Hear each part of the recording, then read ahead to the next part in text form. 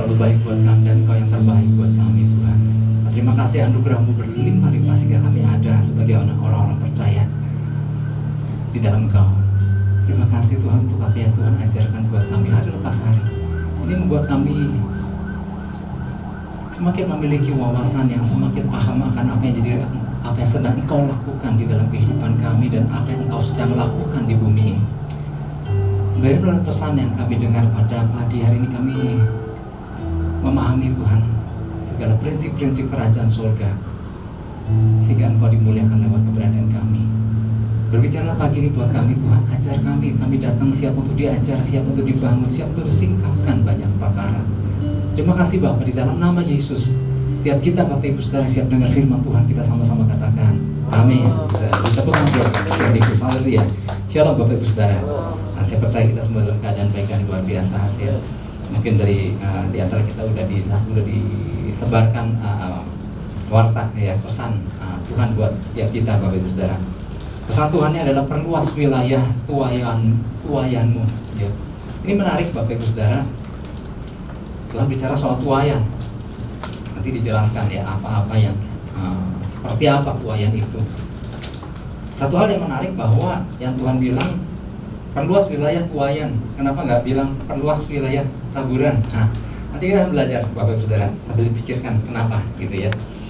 Nah, seperti Bapak Ibu Saudara yang pesan-pesan yang udah kita dengar, kayaknya rasanya Tuhan belum selesai bicara soal dataran yang tadinya berupa tanah gersang kemudian berubah menjadi dataran hijau yang dipenuhi dengan berbagai tumbuhan dan tanaman. Rasanya Tuhan belum selesai bicara itu.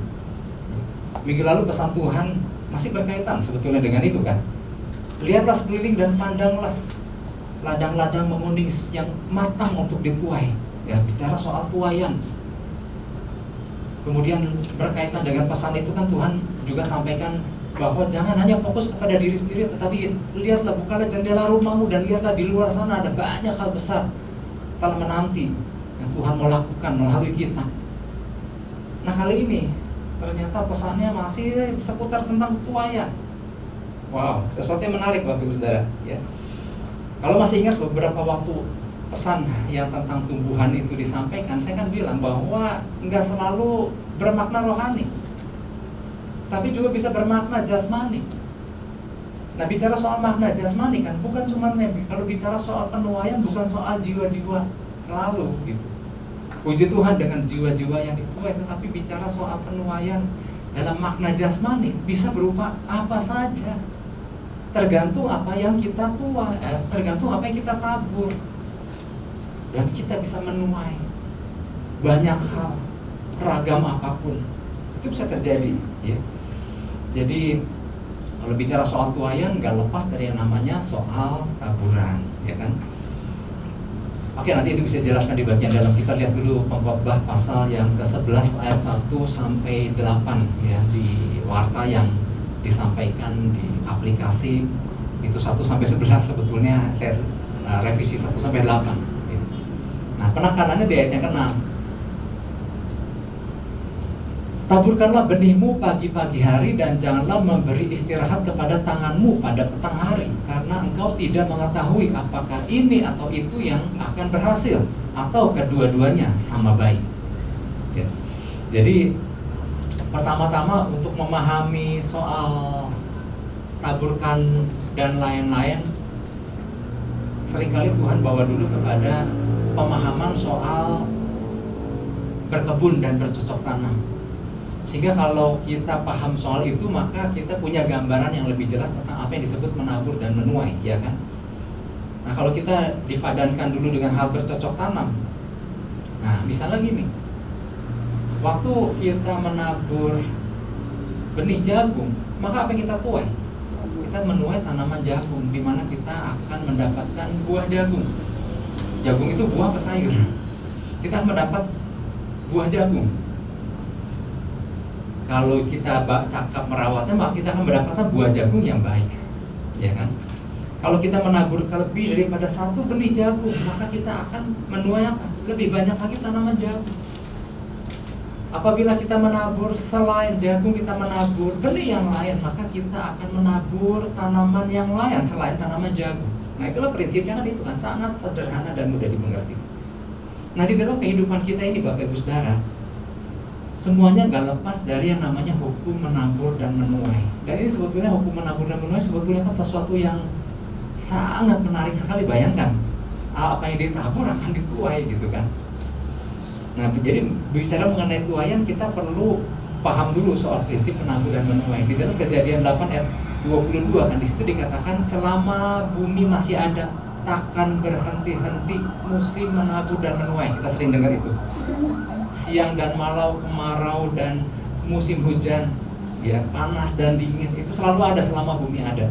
Ya, jadi sini kita melihat bahwa prinsip menabur dan menuai itu akan selalu berlangsung selama kita hidup di bumi ini dan selama bumi ini ada. Hukum itu akan terus berlaku. Nah, segala sesuatu dari kehidupan ini berasal dari yang namanya benih. Baik itu tumbuhan, baik itu hewan, baik itu manusia, selalu berasal pertama-tama harus ada benih terlebih dulu yang dilepaskan.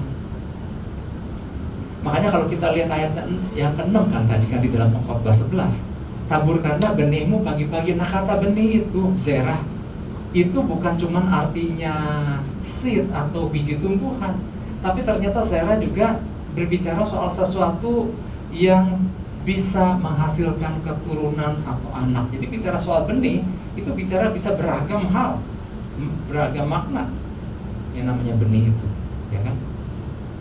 Nah, bahkan Yesus sendiri dia mengatakan tentang dirinya dengan perumpamaan apa? Dengan gambaran biji gandum.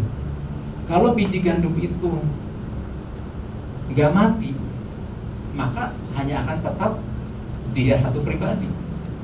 Tetapi kalau biji gandum itu jatuh ke tanah dan mati dan bangkit, maka itu akan bisa menjadi banyak anak-anak Tuhan. Sehingga makanya begitu banyak orang-orang percaya yang bermunculan diawali dengan kematian Yesus. Artinya dimulai dari benih, maka mulai tumbuh berbagai hal, ya kan? Ya, jadi ini pertama-tama saya mau sampaikan tentang prinsip ini dulu, ya. Apa yang kita, jadi simpelnya gini, apa yang ditabur itu yang dituai. Nah, oleh sebab itu perhatikan apa yang kita tabur, karena gini, apa yang kita tabur pasti dituai, maka perhatikan baik-baik apa yang kita tabur. Menabur sedikit benih jagung, ternyata gini, menghasilkan sejumlah tanaman jagung. Karena ternyata baik firman Tuhan maupun hukum natural mengatakan gini, apa yang dituai itu lebih banyak jumlahnya. Karena Alkitab juga mengatakan kan di dalam Hosea kan, tabur angin aja menuai puting beliung. Jadi hasil tuaian itu selalu lebih banyak jumlahnya. Jadi oleh sebab itu gini, waspada. Bila selama ini mungkin kita menabur sesuatu yang kita anggap nggak apa-apa ini mah gitu, hati-hati. Bahwa apa yang ditabur itu akan dituai suatu hari kelak, menjadi sesuatu yang tadinya dianggap nggak apa-apa menjadi sesuatu yang apa-apa. Karena kita anggap tenang aja ini mah nggak akan apa-apa. Oh, hati-hati bahwa itu semuanya adalah taburan-taburan kita. Karena yang ditabur pasti dituai dan jumlahnya selalu lebih banyak. Oke, ini jadi pesan Tuhan buat kita Bapak Ibu Saudara. Jadi sejak Tuhan menyatakan pesannya tentang dataran yang gersang menjadi dataran hijau yang dipenuhi dengan pohon dan tumbuhan, Tuhan terus membukakan kepada kita hal-hal berkaitan dengan pertumbuhan dan tuaian. Nah, jadi kalau kita perhatikan nih sekarang, Tuhan lagi banyak membukakan tentang apa sih maksudnya tuaian, apa yang dimaksud dengan musim menuai itu. Apa yang dimaksud dengan kemarin yang dijelaskan tentang musim dingin, berarti akan datang musim semi, di mana pohon-pohon dan tumbuhan bermunculan. Ternyata gini, apa yang bermunculan, apa yang dituai itu gak lepas dari apa yang kita tabur. Ya, jadi apapun jenis tumbuhan dan pertumbuhan dan tuaian yang terjadi semua tergantung apa yang ditaburkan sebelumnya. Jadi lewat pesan ini Tuhan menghendaki agar kita menabur tanpa henti di berbagai area. Intinya itu. Bayangkan hukum ini berlaku kan selama bumi ada, apa yang ditabur dituai. Kenapa nggak kita tabur banyak dimanapun? Karena gini, pasti akan tuai banyak. Lain lagi kalau gini, hukum tabur tuai itu tetap berlaku, kita memutuskan untuk nggak melakukan apa-apa, maka nggak menuai apa-apa. Nah kalau Tuhan bilang tentang adanya musim semi, kita akan memasuki musim semi yang kita nggak tahu persis kapan. Kenapa nggak kita mulai menabur di dalam banyak hal dan di tempat mana?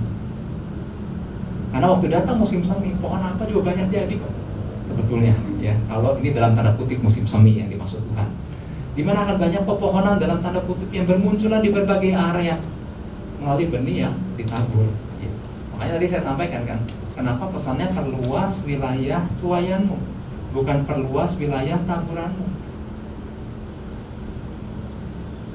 Karena mungkin yang saya tangkap ini Bapak Ibu Saudara, apa yang ditaburkan pasti jadi. Kalau kita mau menuai banyak hal di berbagai tempat, kenapa kita nggak tabur dengan kualitas yang luar biasa? Wow, jadi kalau Tuhan udah bicara soal tuaian nih, masa sih kita nggak mau memutuskan untuk menabur? Oleh sebab itu Bapak Ibu Saudara, beberapa hal yang perlu kita perhatikan berkaitan dengan pesannya Tuhan ini ya. Yang pertama adalah gini, mulailah menabur dimanapun dan kapanpun. Salahkah kita menabur? Oh enggak. Oleh sebab itu kalau nabur gak salah dan nabur pasti menuai, kenapa gak kita nabur dimanapun dan kapanpun? Ayat 11, Khotbah 11 ayat 6, di situ dikatakan taburlah benihmu pagi-pagi hari dan jangan memberi istirahat kepada tanganmu pada petang hari, karena engkau tidak mengetahui apakah ini atau itu yang berhasil atau kedua-duanya sama baik. Jadi adakah di sini dari ayat ini adakah yang salah dengan menabur? Enggak, karena kan pasti jadi sesuatu. Cuma nanti kita akan belajar apa yang kita tabur. Itu nanti ada di poin 2. Oke, kembali ke poin 1. Jadi apa yang dimaksud tabur benih pagi-pagi jangan memberi istirahat? Jadi pengkhotbah bukan lagi mengajarkan supaya kita menjadi orang-orang yang gila kerja, bukan itu maksudnya. Bukan jadi orang-orang yang nggak ada berhentinya, kan disuruh kan dari pagi sampai petang nggak ada berhenti, bukan itu maksudnya. Ini hanya mengingatkan bahwa kita ini sungguh nggak tahu apa-apa dari apa yang kita tabur. Kita nggak tahu kapan dan seperti apa hasilnya. Tapi itu pasti, sesuatu yang pasti. Cuma kita nggak tahu dan kita juga nggak tahu bagaimana proses itu bekerja. Seperti gambaran benih janin dalam kandungan seorang ibu yang makin hari makin membesar. Kita kan nggak tahu proses Tuhan melakukannya seperti apa. Kok makin besar kok bisa keluar anak suatu hari. Itu kan terlalu ajaib buat kita renung bayangkan. Seperti halnya begitu, benih-benih yang lain demikian pula dengan benih-benih yang lain. Kita nggak tahu seperti apa cara Tuhan menumbuhkannya, tetapi yang pasti kita akan menuainya suatu hari. Nah Bapak Ibu Saudara, ya walaupun ketidaktahuan kita akan hal itu jangan membuat kita udahlah, nggak tahu lah, udahlah mendingan kita diam aja lah, kembali ke dalam istilahnya ke dalam tempurung dan tidak melakukan apa-apa dan menjalani hidup tanpa semangat, hidup yang loyo, yang udahlah yang terjadilah, sangat rugi besar kalau saya mau katakan. Itulah sebabnya maka pesan Tuhan minggu lalu kan, yuk lihat buka jendela rumahmu, memiliki pandangan dan wawasan yang luas, banyak hal yang Tuhan mau kerjakan. Jangan membiarkan diri kita puas dengan udahlah gini-gini aja lah, Tuhan pelihara gitu ya. Kadang-kadang kan terlalu rohani perkataan itu dengan artinya gini, udah nggak mau ngapa-ngapain sebetulnya. Bukan itu Bapak Ibu Saudara. Ya. Malah ketidaktahuan itu biarlah itu menggugah kita untuk yuk menjadi rajin untuk menabur apapun di wilayah apapun dan kapanpun dan dimanapun. Kalau hukum itu berlaku, maka pasti ada yang terjadi. Makanya di dalam Khotbah ayat 6 kan kita nggak tahu mana yang berhasil lebih dulu, atau dua-dua sama baik, atau semua sama baik, kita nggak tahu. Ya, jadi pengkhotbah memahami betul bahwa memang penabur nggak tahu benih yang mana yang akan berhasil, karena yang memang yang menumbuhkan bukan si penabur tapi Tuhan yang menumbuhkan ya. Maka yang dipinta oleh si pengkhotbah adalah biarlah penabur terus menabur terus aja dari pagi sampai petang, biarlah hidup kita dipenuhi dengan taburan ya. Tapi sayang gini, nggak sedikit orang percaya suka berdalih soal waktu. Ini kan bukan saat yang tepat untuk menabur, dengan kondisi gini masa disuruh nabur sih, yang benar aja gitu ya. Seringkali kan kita memakai akal logika kita, akal pikiran kita sendiri, di mana waktu Tuhan menyuruh bahwa akan datang musim menuai disuruh menabur, kita kan langsung logika berjalan, masa dalam kondisi gini kita suruh nabur sih ya. Padahal inilah masa dimana sebetulnya aku banyak membutuhkan sesuatu, aku membutuhkan banyak hal. Masa disuruh menabur, ya kan? Nah, seringkali kita merasa bahwa Tuhan lah yang gak memahami waktu. Tapi di sini kita belajar bahwa Tuhan lagi mengajarkan kita soal waktunya Tuhan. Di saat kita merasa bahwa sekarang bukan saat yang tepat, justru Tuhan lagi bicara soal persiapan untuk menuai dari apa yang ditabur. Kalau Tuhan boleh menekankan gini, wow, ini rasanya, wah, kalau kemarin kita udah menabur, rasanya sekarang, wah, mari kita lakukan lebih banyak lagi di dalam banyak hal. Tapi juga kita diingatkan nanti, ya. Oke, itu nanti. Seringkali kita terpaku dengan musim yang berlaku secara umum. Sama bulan lalu September, sekarang Oktober, bulan depan November, Desember, Januari, Februari, biasanya masih musim hujan. Nanti lewat Februari hujan sudah mereda. Nah, biarlah Januari, Maret deh, baru aku lakukan sesuatu. Kadang-kadang kita terpaku dengan musim yang berlaku secara umum. Memang sih kita nggak lepas daripada itu, sehingga kita juga bisa memprediksi kapan hujan, kapan waktunya kita hujan atau cerah. Kita sedikit banyak kita bisa memprediksi itu. Tetapi seringkali Bapak Ibu Saudara, karena terpaku dengan musim yang berlaku umum yang Tuhan tetapkan pada alam ini dengan teratur, seringkali ini membuat kita masih hujan lah, biarlah kita nggak melakukan apa-apa dulu. Nanti aja tunggu keadaan udah memungkinkan. Nah, seringkali kita terpaku dengan waktu-waktu yang berlaku umum Bapak Ibu Saudara.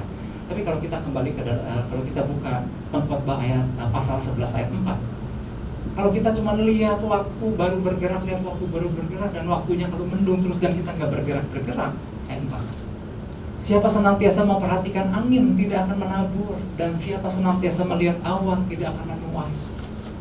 Kalau fokus pikiran kita, perhatian kita hanya terpaku dengan hukum Allah. Hujan nggak ya, hujan kayaknya hujan udah kita di rumah aja lah, nggak ngapa-ngapain. Maka kita nggak akan pernah melakukan apa-apa. Maka kita nggak akan pernah menabur apa-apa. Bicara soal melihat waktu, melihat cuaca, saya ingat sekali pada beberapa tahun yang lampau ketika ada seorang oma di Hong Kong yang rindu untuk dilayani lebih lanjut dan kemudian rindu untuk dibaptis karena dia juga mengidap sebuah penyakit kanker. Dan pada musim itu, di bulan itu, cuaca begitu buruk untuk penerbangan, ya, apalagi Hong Kong terkenal dengan angin taifunnya itu yang membuat penerbangan banyak ditunda. Itu membuat kami untuk menetapkan waktu kapan berangkat, dan kadang-kadang masih belum bisa, belum bisa. Ya udah jangan deh, daripada musim cuaca menjadi buruk terus dan kita nggak tahu kapan akhirnya. Ya udahlah, nggak sama sekali. Tetapi kami memutuskan ketika sudah keadaan mulai memungkinkan, ya udahlah, terbang. Ya karena apa? Kalau kita terus menantikan waktu yang terbaik untuk bisa terbang, kita nggak tahu nasib si oma itu seperti apa jadinya di saat dia lagi membutuhkan taburan firman. Nah, itu contoh aja Bapak Ibu Saudara. Nah, kembali ketika Tuhan berbicara tentang musim menuai, kita nggak bisa menduga kapan waktu yang namanya menuai itu. Kita nggak tahu. Nah, sambil kita menantikan waktu Tuhan masuknya musim menuai, kenapa nggak kita tabur banyak-banyak di segala tempat dan di segala waktu? Ya. Kapan musim itu? Bisa bulan ini? Kita nggak pernah tahu. Bisa tahun ini? Bisa. Kita nggak tahu. Itu kan bagian Tuhan. Ya. Cuma Tuhan kan bilang, perluas wilayah tuaianmu. Berarti ada yang dituai nggak? Berarti ada yang dituai kapan? Kita nggak tahu persis. Jadi jangan sampai gini, karena kita terus lengah menunda waktu. Jangan sampai gini, ketika masa tua yang datang, jangan sampai kita menjadi orang-orang percaya yang cuma gigit jari. Ya, tahu gitu. Nah, sering kan kita dengerin, tahu gitu aku lakukan, tahu gitu waktu itu aku tuai, aku tabur, tahu begitu aku kasih, tahu gitu aku melakukan ini. Tapi segala sesuatu udah terlambat. Tuhan hanya mau mengajarkan kita, Tuhan punya waktu, Tuhan punya musim. Hanya sejauh mana kita mau tangkap dan mempersiapkan diri tentang datangnya musim. Karena pesan ini datang buat setiap kita, saya Bapak Ibu dan Saudara. Nah, maksud lain daripada Tuhan, daripada pesan taburlah benihmu pagi-pagi dan jangan memberi istirahatmu pada petang hari, ini juga mengandung makna gini. Waktu kita tabur, kita serahin sama Tuhan deh. Nanti Tuhan atur sendiri. Nah, Tuhan lewat pengertian ini gini, Tuhan gak mau kita berlaku curang. Kadang-kadang ada tipe orang percaya yang sifatnya kayak investor. Wah, karena waktunya tuai, mari kita berspekulasi, kita tabur sebanyak-banyaknya. Dan karena yang kita butuhkan adalah uang, dan memang paling gampang menabur adalah uang, maka kita investasikan tabur uang sebanyak mungkin, karena kita akan menikmati tuaian uang yang jumlahnya tuaian akan lebih besar. Nah, kalau ada motivasi seperti itu, maka itu juga bukan sebuah motivasi yang baik. Karena kita lagi menganggap Tuhan sebagai ladang investasi. Pernah satu kali, saya masih ingat sekali dulu pesan Tuhan waktu di zaman di BRI sana. Pesan Tuhannya adalah akan ada masa tuaian seperti pohon kentang. Masih ingat gak Bapak Ibu Saudara? Dan waktu itu saya menjelaskan ternyata masa benih ditabur sampai tumbuhnya pohon kentang itu kurang lebih 3 bulanan gitu ya. Kemudian selesai menyampaikan pesan itu, ada yang datang kan, pasangan suami istri, Pak, jadi 3 bulan ya? Saya bilang gini, kalau kentang sekitar 3 bulan. Tapi kan saya nggak tahu kapan Tuhan menggenapi janji penuaian itu kan, saya nggak tahu. Oh, kentang pasti 3 bulan. Ini Pak buat gereja, jebret gitu ya. Waduh, saya bilang bukan ini maksudnya. Saya bilang. Kalau kita berspekulasi seperti model begini, Tuhan gak lebih daripada ladang investasi, dimana kita untung-untungan nih kasih gini karena 3 bulan lagi pasti menuai dan bunganya lebih besar dari bunga bank. Waduh, kalau punya pikiran seperti itu maka salah kita. Ya Pak, kan butuhnya uang, jadi kita tabur uang. Tuhan bilang taburlah apapun dimanapun, karena kita nggak tahu mana yang akan berhasil. Apakah dua-dua sama baik? Artinya ini berbicara bukan cuma satu hal yang kita kehendaki. Waktu kita tabur, maka kita serahkan sama Tuhan. Dan kita tabur dengan sebuah ketulusan hati, ya kan? Karena gini, waktu kita berharap bahwa kita pasti akan menuai, seringkali kita kecewa karena kita nggak tahu. Kita mencoba menerjemahkan cara Tuhan ke dalam pikiran kita. Biasanya orang yang memiliki model konsep investasi seperti itu, percayalah pasti kecewa. Karena tuaian itu seringkali datang bukan seperti yang kita kehendaki. Dan kalau udah motivasinya salah, bisa-bisa kan juga mungkin nggak dapat apa, nggak tahu juga, ya kan. Nah, itu yang pertama. Mulai menabur dimanapun dan kapanpun, itu yang pertama. Yang kedua, mulailah menabur yang terbaik dan serahkan semua itu sama Tuhan. Yang penting ini, tulus lakukan yang terbaik ya. Cara Tuhan nanti lakukan seperti apa bagi kita untuk menuai, kita serahin sama Tuhan. Karena kita kan bukan lagi kayak lagi mau ngebungain uang, bukan itu kan ya. Dan bentuknya pun nggak selalu itu.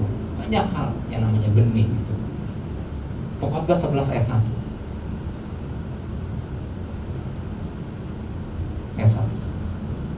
Lemparkanlah rotimu ke air, maka engkau akan mendapatnya kembali lama setelah itu. Wow. Ya lama Pak. Nah, maksudnya bukan itu ya. Seringkali hidup seseorang akan mudah kehilangan sukacita karena merasa apa yang dikerjakan seperti nggak ada hasilnya, merasa nggak ada manfaat yang bisa diraih di balik apa yang telah ia keluarkan. Ya ternyata nggak menghasilkan apa-apa. Bayangkan Pak, membuang roti ke air, ya pasti roti itu kan akan hanyut dan terbawa air dan lenyap. Roti itu akan hilang begitu aja. Tapi jangan salah, kalau kita pahami prinsip ini Bapak Ibu Saudara, ini bukannya sesuatu yang sia-sia. Penulis lagi bicara begini, justru firman Tuhan lagi ngajarkan ini, melemparkan roti sesuatu yang baik, sesuatu yang berguna, sekalipun ke dalam air, ke dalam sumber yang ada air, ke dalam tempat yang berair, gak akan pernah sia-sia. Maksudnya itu, suatu hari kelak, karena kita gak lagi deposito dengan satu jangka waktu tertentu, suatu hari kelak, tanpa disangka-sangka, kita akan menuai dengan cara yang luar biasa. Oleh sebab itu, tabur yang terbaik. Roti yang kita tabur, misalnya jatuh ke air, kita nggak pernah tahu. Dulu saya pernah jelaskan itu di beberapa bulan yang lalu. Bisa aja ada ikan-ikan yang lagi membutuhkan roti, yang udah mau mati, datang roti ini nyemplung, dia bisa makan. Kita nggak tahu. Di ujung sungai sana kita nggak tahu ada orang yang lagi butuh roti, tiba-tiba ada roti lewat di depan matanya dan dia ambil dan dia menjadi kenyang. Kita nggak tahu, tetapi hasil yang kita tabur suatu hari kita akan melihat, wow, seperti inilah cara kita memperoleh hasilnya yang memang kita nggak harapkan, tetapi itu sesuatu yang pasti. Wow, ini luar biasa ya. Jadi selama motivasi kita nggak didorong dengan sebuah iming-iming di mana berharap bahwa suatu hari orang pasti tolong kita lah, makanya kita lakukan aja, orang pasti tolong. Nah, kalau kita punya motivasi seperti itu adalah hal yang salah, Bapak Ibu Saudara. Tetap jalani hidup dengan generous, tetap jalani hidup yang bermurah hati, Bapak Ibu Saudara, di dalam segala hal sambil memberi yang terbaik kepada siapapun dan kapanpun dan apapun yang kita tabur, Bapak Ibu Saudara. Kalau motivasinya benar, maka hidup kita nggak pernah menjadi hidup yang sia-sia, yang nggak ada artinya. Oh nggak akan seperti itu. Sukacita di dalam kehidupan bukan seberapa banyak yang kita dapat peroleh, bukan sekedar itu, bukan tentang itu. Sukacita yang dalam hidup adalah tentang seberapa banyak yang bisa kita bagikan di dalam hidup kita. Wow, ini luar biasa, ya. Saya nggak tahu apakah Bapak Ibu Saudara pernah dengar tentang kesaksian nyata ini. Kalau belum pernah dengar ya puji Tuhan sekarang dengar. Tapi kalau udah pernah dengar ya minimal yang kedua kali, ketiga kali. Suatu kali Bapak Ibu Saudara, ada seorang orang Skotlandia. Dia melihat ada seorang anak kecil, anak muda lah, yang terperosok ke dalam, ini mungkin terjadi kayak di hutan gitu ya, terperosok ke dalam sebuah pasir apung. Saudara pernah lihat ya di film-film yang keluar, rasanya di hutan tropis kita kayaknya agak jarang. Jadi kayak tempat becek, tetapi waktu diinjak orang terperosok dan itu adalah pasir yang ada airnya yang susah diberenangin, nggak bisa. Kalau air kita berenang langsung ke pinggir. Kalau itu semakin kita bergerak semakin terperosok ke dalam. Nah, ketika orang Scotland ini, si bapak ini melihat ada anak muda terperosok maka dia berusaha untuk tolong. Dia berusaha untuk tolong dan dia tahu ini sangat bahaya nolong orang seperti ini. Maka entah gimana caranya, mungkin dia juga ikut mencelupkan dirinya tetapi menggunakan alat, pokoknya nggak tahu lah, nggak diceritain soalnya. Akhirnya anak itu berhasil terselamatkan dengan kondisi yang udah hampir keadaan payah. Kemudian setelah anak itu keluar dikasih minum, kemudian dibersihkan, kemudian ditanya rumahnya di mana, kemudian anak itu diantar pulang ke rumah. Dan ternyata dia mendapati bahwa ternyata wow, anak ini adalah anak orang kaya. Nah, betapa orang tuanya, betapa si ayah anak ini sangat berterima kasih pada orang Scotland ini. Pak, terima kasih, saya mau berikan sesuatu buat bapak. Dia bilang, nggak usah. Bukan itu maksud saya nolong anak bapak. Ya, anak ini terperosok dan kami tolong dan saya tolong. Tapi si orang tuanya memaksa diri, biarlah, minimal apa yang bisa saya lakukan buat keluarga bapak deh. Ya udah, karena dia melihat juga kesungguhan orang ini untuk memberikan, dia bilang gini, anak saya seumuran anak bapak ini akan kuliah di kedokteran. Kalau mau bantu mungkin bantu kuliah aja. Ya udah, dibantulah sejumlah uang supaya dia bisa masuk ke dalam perguruan tinggi dan udah. Dia nggak tahu suatu hari anak itu lulus kedokteran dan anak ini dikenal dengan nama Dr. Alexander Fleming. Pernah dengar? Ingat siapa nama Alexander Fleming? Kayaknya udah pernah dengar ya, paling sering dengar ya. Penemu penisilin. Ya, ada penemu mesin uap, penemu ini. Nah, ini penemu penisilin namanya Alexander Fleming. Nah udah, mereka juga udah nggak pernah ketemu Bapak Ibu Saudara. Nah, si anak orang kaya itu suatu kali terjun di dalam sebuah masuk ke tentara dan terjun di dalam perang dunia.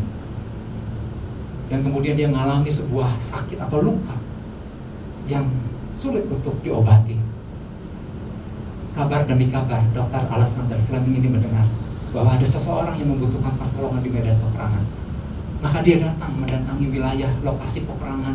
Dan ternyata betul, anak ini, orang ini, tentara ini membutuhkan sebuah obat yang berupa penisilin yang dia temukan itu. Maka dia berikanlah penisilin kepada si tentara yang luka itu. Siapa tentara yang luka itu? Tentara yang luka itu namanya Winston Churchill, yang kelak menjadi Perdana Menteri Inggris. Ya, saya di sini ada gini, satu saya baca artikel ini, saya melihat bahwa wow, anak-anak Tuhan ini dia nggak mengharapkan apa-apa dari apa yang dia tabur. Ketika dia melihat ada anak terperosok, dia menabur sesuatu untuk melakukan sesuatu yang terbaik supaya anak ini, dan dia tidak mengharapkan apa-apa. Sama ketika si orang tua menabur sesuatu untuk anak ini kelak menjadi dokter, dia nggak tahu bahwa keberadaan sang dokter yang penemukan penisilin akan tolong anak dia suatu hari. Artinya itulah hukum tabur tuai, yang dimana waktu kita memberikan roti yang terbaik kita nggak pernah tahu. Dan Tuhan yang bekerja, karena kita nggak lagi melakukan sebuah investasi saham di dalam bidang apapun. Bukan itu tujuannya. Wow, ini sesuatu yang luar biasa, Pak. Nah, supaya menuai, agar menuai yang baik, maka kita harus menabur yang terbaik di tempat yang benar, di ladang yang benar. Nah, itu prinsipnya. Oleh sebab itu ada dua ladang minimal yang Alkitab ajarkan. Ladang yang pertama adalah ladang kedagingan. Menabur di wilayah ini sangat berbahaya. Kita buka Galatia 6 ayat 8. Dua prinsip ini kita perlu pahami. Artinya gini, supaya kita jangan salah tabur. Sebab barang siapa menabur dalam dagingnya, ia akan menuai kebinasaan dari dagingnya. Tetapi barang siapa menabur dalam roh, ia akan menuai hidup yang kekal dari roh itu. Nah, karena prinsip yang ditabur pasti dituai, maka kita jangan salah tabur. Jangan menabur dalam daging. Karena menabur dalam daging pasti jadi nggak? Pasti jadi juga. Pasti dituai juga. Menabur dalam roh pasti jadi nggak? Pasti jadi juga. Apa sih yang dimaksud menabur dalam daging? Jadi daging itu merujuk pada pola hidup lama, ya. Sikap gaya hidup orang berdosa. Karena memang yang namanya hidup dalam daging ini selalu berpusat kepada diri sendiri, melakukan dengan cara sendiri, dengan kehendak sendiri. Nah, dosa itu akan tumbuh subur di wilayah kedagingan itu. Ya, oleh sebab itu jangan nabur di wilayah ini. Apa sih maksudnya? Apa sih contohnya? Jadi gini Bapak Ibu Saudara. Waktu kita mengizinkan pikiran kita menaruh dendam, menolak untuk mengampuni, memikirkan hal-hal yang tidak senonoh, hal-hal yang tidak berkenan, mengasihani diri sendiri, itu kita lagi memasuki wilayah menabur dalam daging. Apalagi banyak sih. Ketika seseorang berusaha melarikan diri dari kenyataan, kemudian lari ke narkoba, lari kepada kesenangan-kesenangan, lari kepada alkohol. Nah, sifat pelarian ini juga adalah menabur dalam daging. Atau sikap nggak mau terima kenyataan, kenapa jadi begini, harusnya kan agak begini. Terus kita kemudian nggak mau terima kenyataan. Hati-hati, kita sedang menabur dalam daging di situ. Terus apa lagi Bapak Ibu Saudara? Setiap kali kita berprasangka buruk, kita mengeluh dan lain dan ini dan itu sejenisnya, maka orang itu lagi menabur dalam daging. Setiap seseorang melawan otoritas, bersikap tidak kooperatif, tidak mau diajar, lebih suka melawan, kita sebetulnya sedang menabur dalam daging. Waktu kita nggak memiliki belas kasihan, waktu kita nggak bermurah hati, waktu kita nggak mau mengerti apapun, padahal kebenaran menyatakannya, kita sebetulnya sedang menabur dalam daging. Jadi ternyata wow, hati-hati ya, jangan salah tabur. Orang nggak nabur, orang angin aja jadi puting beliung. Nah, itu dikatakan menabur dalam daging. Jadi kita juga perlu hati-hati, kita perlu bijak. Jangan sampai kita salah nabur, karena gini prinsipnya, suatu hari akan nabur, akan nuai maksudnya. Nah, yang Tuhan inginkan adalah mari, barang siapa menabur dalam roh, ini ladang yang kedua. Barang siapa menabur dalam roh, ia akan menuai hidup kekal dari roh itu. Setiap kali kita lepaskan pengampunan, meskipun gak mudah, kita sebetulnya lagi menabur dalam roh. Karena itu prinsip kebenaran firman Tuhan. Waktu kita menolak pikiran-pikiran yang jahat, waktu kita mengatasi sikap, dapat mengatasi sikap mengasihani diri. Ada kan orang yang dia mengasihani diri, atau kita menyingkirkan sifat mengasihani diri, lalu meninggalkan perbuatan jahat, mempraktekkan prinsip pengendalian diri, dan kita lagi nabur dalam roh. Jadi prinsip-prinsip kebenaran yang kita lakukan, sebetulnya kita lagi menabur di dalam roh. Wow, ternyata banyak sekali loh bahan-bahan yang bisa kita tabur. Waktu kita memilih untuk melakukan hal yang baik dan benar, melakukan apa yang kita tahu dapat menyenangkan hati Tuhan, kita lagi nabur dalam roh. Waktu kita punya kerinduan untuk mendatang sama Tuhan dan menyembah Tuhan, dan kita punya keinginan, kerinduan untuk ingin lebih intim lagi sama Tuhan, maka Bapak Ibu Saudara, waktu kita lakukan itu, dan kita lakukan bukan karena kita lagi berinvestasi untung-untungan, tapi memang kita rindu untuk memberi yang terbaik melalui penyembahan kita. Kita lagi menabur dalam roh. Kita nggak pernah nyangka kalau kita buka ayat yang ketiga, setiap asap penyembahan yang kita naik, sebetulnya kita lagi nabur awan-awan penyembahan itu akan kemudian semakin pekat. Dan suatu hari awan yang pekat itu akan turun hujan. Jatuhnya di mana? Di wilayah di mana ada awan-awan uap-uap penyembahan naik. Bila awan syarat mengandung hujan, maka hujan itu dicurahkan ke atas bumi. Letaknya di mana? Nah, ini dijelaskan, bila pohon tumbang ke selatan atau ke utara, di tempat pohon itu jatuh, di situ ia tinggal terletak. Artinya, di mana ada uap-uap penyembahan, asap-asap penyembahan dinaikkan karena satu kerinduan ingin lebih lagi mengenal Tuhan dan mengalami Tuhan. Ingat, ada awan-awan yang mulai menggumpal dan semakin pekat dan akan turun hujan. Artinya nggak pernah sia-sia. Tapi kalau kita melewatkan waktu-waktu ini, kita nggak akan pernah mengalami yang namanya hujan yang dari Tuhan curahkan itu. Wah, ini sesuatu yang luar biasa Bapak Ibu Saudara. Jadi ya, kita bikin pilihan setiap hari menabur dalam roh. Kita bisa bayangkan tuaian seperti apa yang kita akan raih Bapak Ibu Saudara. Saya akan tutup dengan ini. Pilihan tentang apa yang kita mau tuai itu ada di tangan kita. Tergantung apa yang kita mau tabur. Ya kan? Apabila kita merenungkan kembali siapa Tuhan yang kita sembah, ini adalah sumber segala-galanya buat kita dan untuk tujuan apa kita dipanggil. Artinya gini, kalau kita tahu kita punya Tuhan, punya Kristus yang adalah sumber segala-galanya, maka waktu kita menjalin keterkoneksian dengan Dia, sebetulnya gini Bapak Ibu Saudara, waktu kita berkata apa yang mesti ditabur, nah waktu kita terhubung dengan Tuhan yang adalah sumber segala-galanya, sebetulnya banyak hal yang bisa kita tabur, banyak hal yang bisa kita bagikan waktu kita terhubung dengan Tuhan. Oleh sebab itu nggak ada alasan buat kita untuk tidak menabur dalam roh. Wah, kita akan menuai sesuatu yang dahsyat di dalam Kristus. Yang mengerti katakan amin, dan kita beri tepuk tangan buat Tuhan Yesus. Haleluya.